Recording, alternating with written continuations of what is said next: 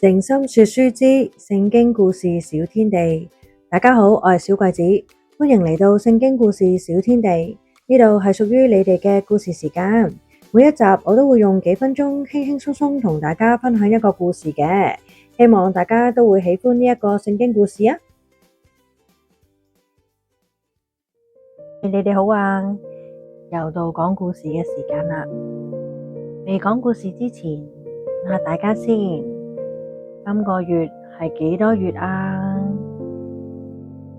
今個月係12月咯喎，小朋友，你哋知唔知道12月係一個特別嘅月份啊？你哋估唔估到係啲乜嘢月份啊？係咪你生日？係咪爸爸媽媽生日？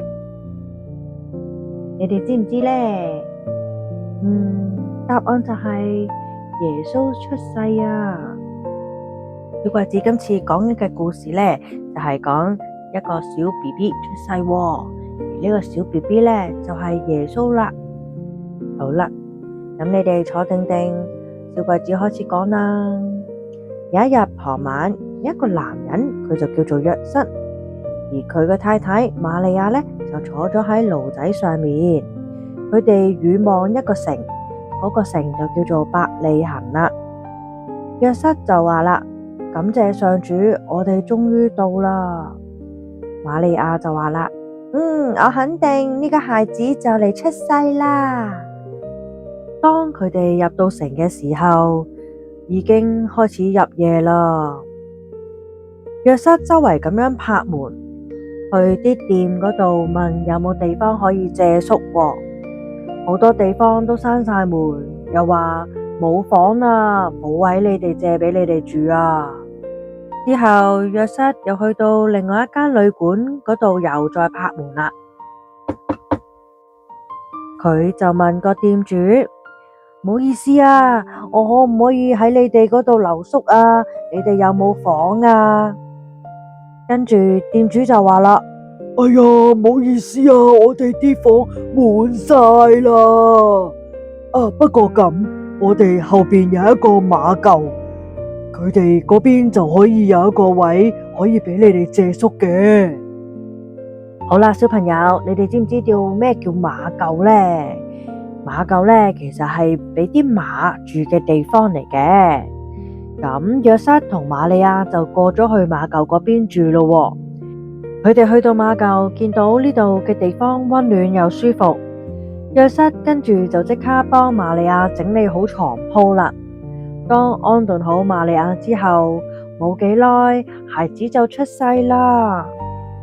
跟住呢，瑪利亞就用布包起個 BB 仔，安放佢喺馬槽裏邊啦。喺城外有班牧羊人，佢哋看守緊佢哋嘅羊群喎。其中一個牧羊人就話啦：喂，你哋睇下天上面嗰粒星好大粒啊！嗰粒星星比其他星星大好多啊！跟住幾個牧羊人都望上天空去望下啦。呢個時候有一道好閃好閃嘅光照遍成個天空啊！原來係一位天使啊！天使就話啦：各位高唔高興啊？神嘅兒子喺伯利恆出世啦！你哋快啲過去睇下佢啊！佢而家瞓咗喺馬槽裏邊啦！天使講完呢番說話之後，忽然間成個天空都出現咗乜嘢啊？出現好多好多天使啊！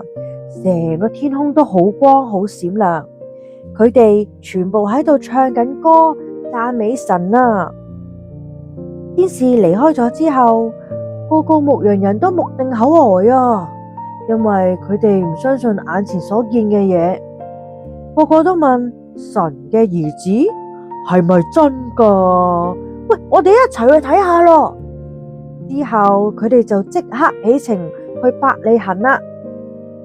到另外一邊嘅東方，有3個博士正係抬頭望下個天空觀星喎。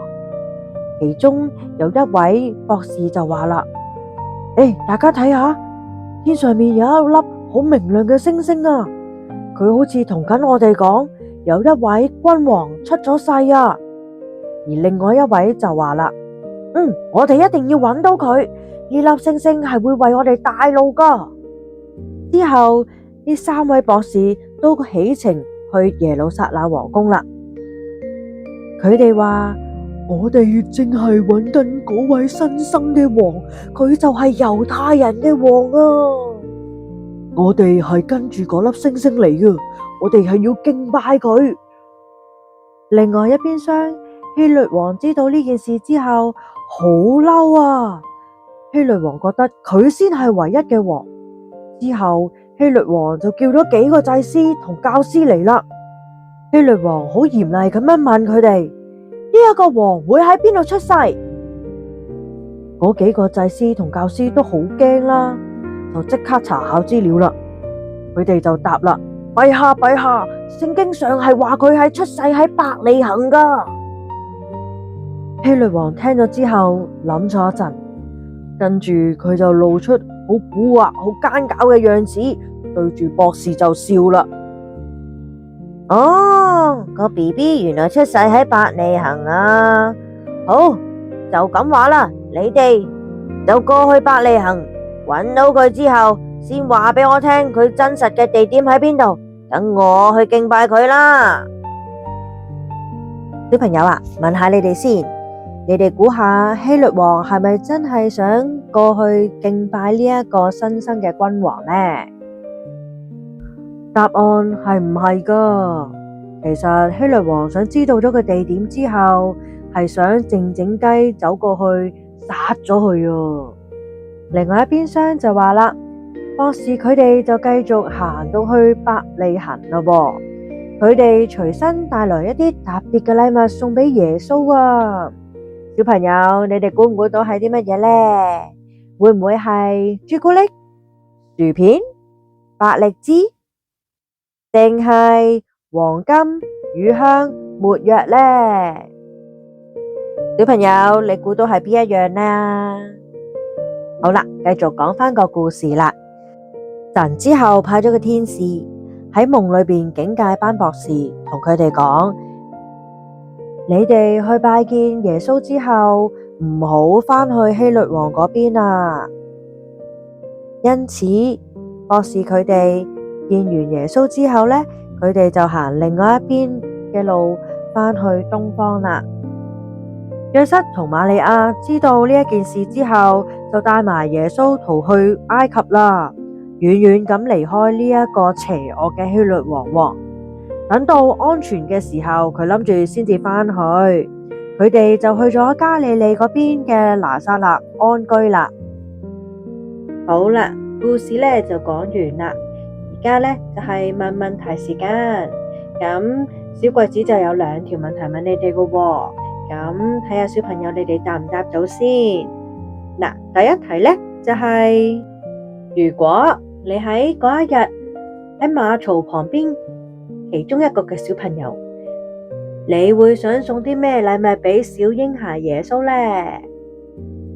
第二個問題就係，牧羊人聽到天使去報好嘅消息之後，咁佢哋即刻會話去揾耶穌喎。